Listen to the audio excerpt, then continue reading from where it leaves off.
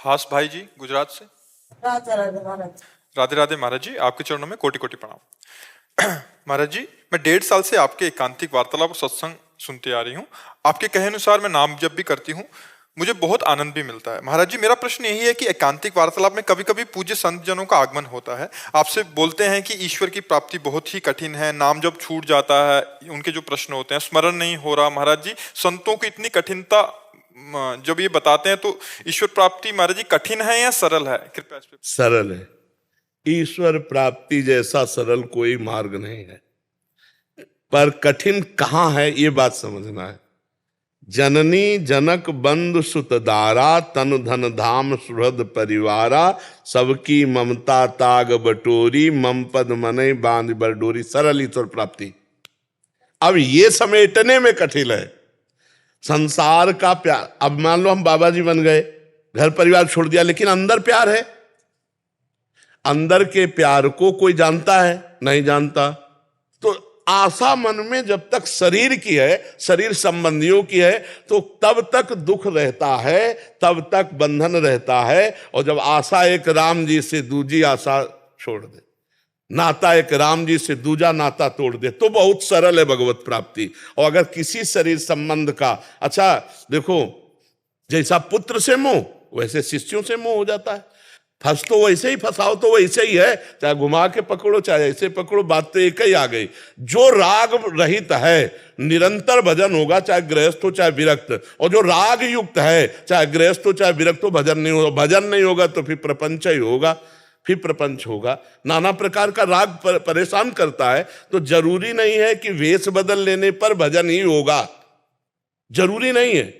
उद्देश्य तुम्हारा पक्का है तो चाहे भेष बदलो चाहे ना बदलो, भजन पक्का होगा। जैसे आप कह रहे कि भजन हो रहा है, हमें आनंद आ रहा है, अब यही आनंद गाढ़ होता चला गया तो भगवान की प्राप्ति हो जाएगी।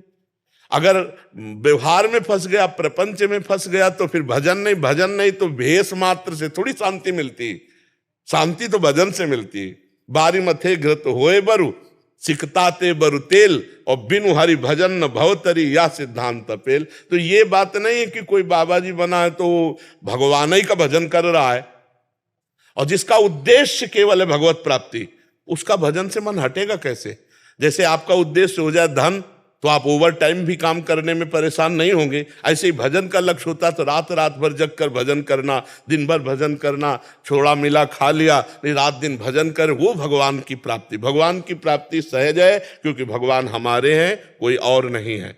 हम जब तक भगवान को अपना नहीं मानते, शरीर को अपना मानते, शरीर संबंधियों को अपना मानते, तब तक भगवान की प्राप्ति अत्यंत कठिन है। भगवान को अपना मानने से भगवान की प्राप्ति बिल्कुल सरल है। मैं भगवान का, भगवान मेरे, जैसे मीरा जी कह रहे, मेरे तो गिरधर गोपाल दूसरो ना कोई। अब कोई संशय नहीं भगवत प्राप्ति में। और जब तक दूसरा कोई है तब तक भगवत प्राप्ति में बड़ी बाधा है, ये ध्यान रखिए। इसीलिए जो संत जन, और इसमें बात है कि जैसे आप 2 4 10 माला जप लिए तो आपको अच्छा लगा, आप भजन कर लिए।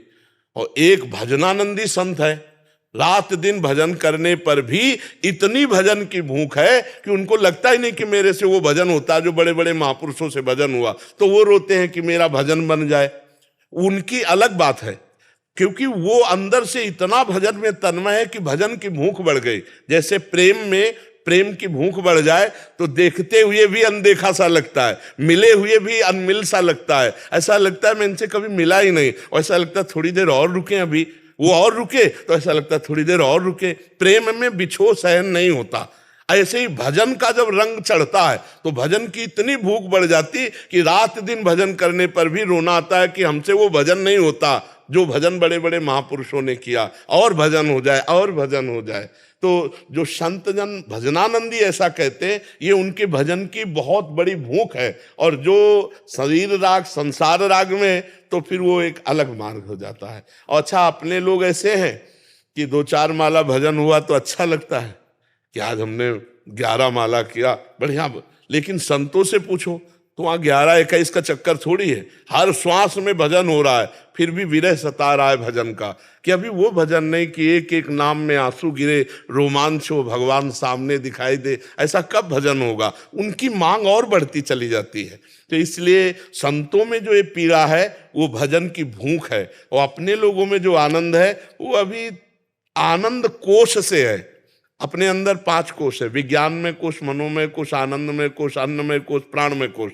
तो ये आनंद में कोश है, आनंद स्रोत से नहीं है जो आनंद सिंधु सुख राशि। अभी वो आनंद नहीं, वो आनंद जब आएगा तो आप कह नहीं पाएंगे कि बहुत आनंद है, कह नहीं पाएंगे बहुत आनंद है, क्योंकि अनिर्वचनीयम, वो आनंद अनिर्वचनीय, वो वाणी से नहीं कहा जा सकता। अभी आनंद कोश का आनंद है, आनंद सिंधु का आनंद नहीं। वो तब आएगा आनंद जब हम किसी भी विषय के सेवन की इच्छा ही उत्पन्न नहीं होने देंगे मन में।